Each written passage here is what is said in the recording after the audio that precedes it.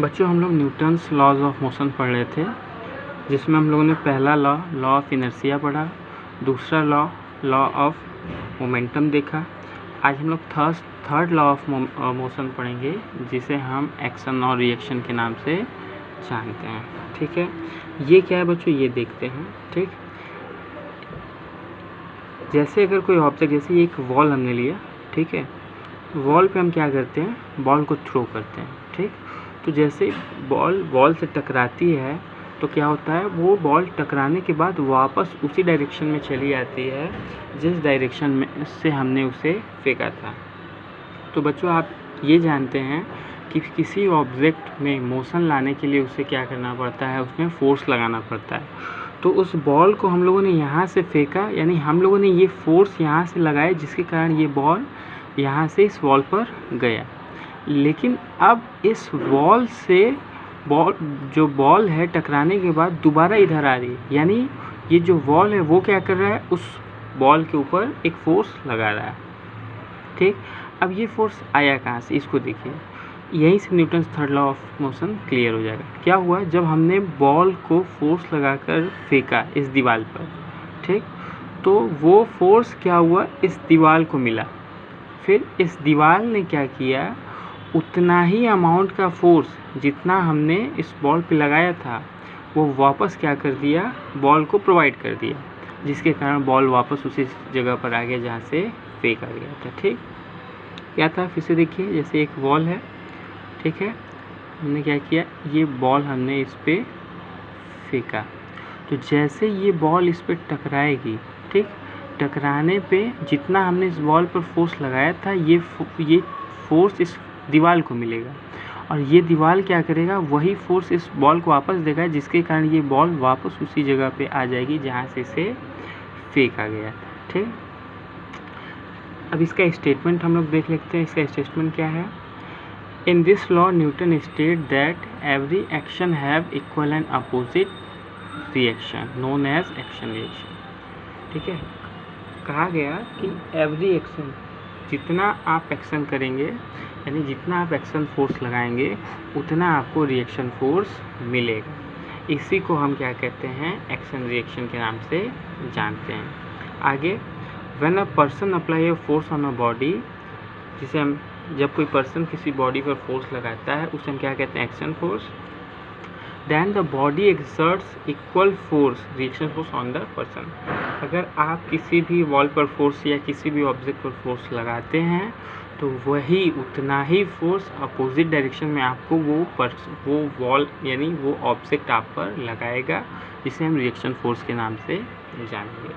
ठीक है, उम्मीद करते हैं आप लोगों को सारे पॉइंट समझ में आ गए होंगे। अब हम लोग आते हैं conservation of momentum. Conservation of momentum क्या है ये देखते हैं। ठीक है, तो कंजर्वेशन ऑफ मोमेंटम देखिए, the total momentum of a body always conserve, यानी जो मोमेंटम होता है वो क्या होता है किसी बॉडी का, वो हमेशा कंजर्व होता है, यानी वो ना तो घटता है ना तो बढ़ता है। ठीक है, वो जो सीमित रहता है। ठीक, क्या है इसको समझते हैं हम लोग। The total momentum of always conserve, it mean initial momentum before collision is always equals to final momentum after collision. देखिए, हमें इसमें 3 केसेस पढ़ेंगे। ठीक है, उससे पहले देख लेते हैं कि total initial momentum is equals to total final momentum. ठीक है ना, इसको हम लोग डिफरेंट केसेस से पढ़ेंगे तो ये ज़्यादा अच्छे से समझ में आएगा। ठीक है, तो पहला केस देखिए क्या है बच्चों, हमने 2 बॉडीज़ लिए हुए हैं। ठीक है, एक बॉडी ए है, दूसरी बॉडी बी है। ठीक है, दोनों क्या है, एक ही डायरेक्शन में एक ही लाइन पर मूव कर रहे हैं।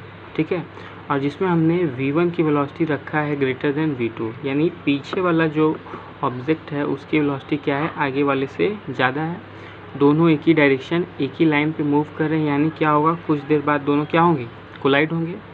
अब कोलिजन के बाद दोनों की वेलोसिटीज में कुछ चेंजेस आएंगे। ठीक, तो मान लीजिए पहले की वेलोसिटी क्या हो गई, v3 होगी, और बाद वाले की वेलोसिटी v4। तो इस तरीके से क्या हुआ, इसको देख लेते हैं। When two bodies of different masses move with different velocities, in same direction and get collide after some time, then their velocity get change। ठीक है ना। तो हमने सारे पॉइंट्स आपको समझ में आ गया। तो देखिए पहले अब इसमें हम लोग आते हैं। देखिए इसमें बोला गया है कि टोटल इनिशियल मोमेंटम, ठीक है, total initial momentum of bodies क्या होगा, momentum of A plus momentum, भाई दो बॉडीज़ हैं उन सब का हमें टोटल निकालना है। तो क्या करेंगे, दोनों के मोमेंटम का सम निकाल लेंगे। तो कोलिजन के पहले जो मोमेंटम होगा वो टोटल इनिशियल मोमेंटम होगा, और कोलिजन के बाद जो मोमेंटम होगा वो टोटल फाइनल मोमेंटम होगा। तो टोटल मोमेंटम बिफोर कोलिजन क्या होगा, m1v1, ठीक है, m1v1 और b का m2v2, ठीक है ना। कैसे इसको देख लेते हैं हम लोग। देखिए अब कोलिजन के पहले इसकी वेलोसिटी क्या है, v1, इसका मास m1 है, तो इसका मोमेंटम क्या हो गया, m1v1, इसकी वेलोसिटी v2 है और मास m2 है, इसका मोमेंटम क्या हो गया, m2v2। ठीक, कोलिजन से पहले टोटल मोमेंटम क्या होगा, इन दोनों के मोमेंटम का सम, जो कि हमें ये मिला। अब टोटल फाइनल मोमेंटम की बात करते हैं। तो टोटल फाइनल मोमेंटम क्या होगा, total final momentum of B A plus momentum of B after collision, दोनों का मोमेंटम का सम कोलिजन के बाद। देखिए कोलिजन के बाद इसकी वेलोसिटी, ए की वेलोसिटी क्या है v3 और मास तो चेंज होगा नहीं, और बी की वेलोसिटी क्या हो गई v4 और इसका भी मास चेंज नहीं होगा। तो दोनों के मोमेंटम का सम, इसका मोमेंटम m1v3 और इसका मोमेंटम m2v4, यानी दोनों का सम हम लोगों ने निकाल लिया। क्या मिल गया, m1v3 प्लस m2v4, यानी टोटल फाइनल मोमेंटम हमें ये मिल गया। ठीक है, आगे देखते हैं बच्चों। फिर क्या बोला गया, from the law of conservation of momentum. अब कंजर्वेशन ऑफ मोमेंटम का जो लॉ है ये कहता है, from the law of conservation of momentum, total initial momentum क्या है, total initial momentum is equals to total final momentum, यानी m1v1 plus m2v2 is equal to m1v3 plus m2v4। ठीक है बच्चों, ये देख लीजिए क्या है, इसको याद रखने का तरीका, m1v1 plus m2v2 equal to m1v3 plus m2v4। ठीक है, जिससे सारे, अब देखिए इसमें सारे टर्म्स क्या क्या है ये बता देते हैं। m1 और m2 दोनों के मासेस हैं, ठीक, v1 और v2 दोनों बॉडीज़ के इनिशियल वेलोसिटीज़ हैं, और v3 और v4 दोनों बॉडी के वेलोसिटीज़ हैं आफ्टर कोलिजन। ठीक है ना, फाइनल वेलोसिटीज़। ठीक ना बच्चों, हमने इस पर एक क्वेश्चन डिज़ाइन किया हुआ है इसी पर बेस्ड, ठीक है, वो आप लोग को करना है। क्या है, देखिए सेम इसी तरीके से है। क्या है, a car A of mass 2000 kg moving with velocity 30 metre per second collide with another car B of mass 2500 kg moving with velocity 20 metre per second in same direction of car A.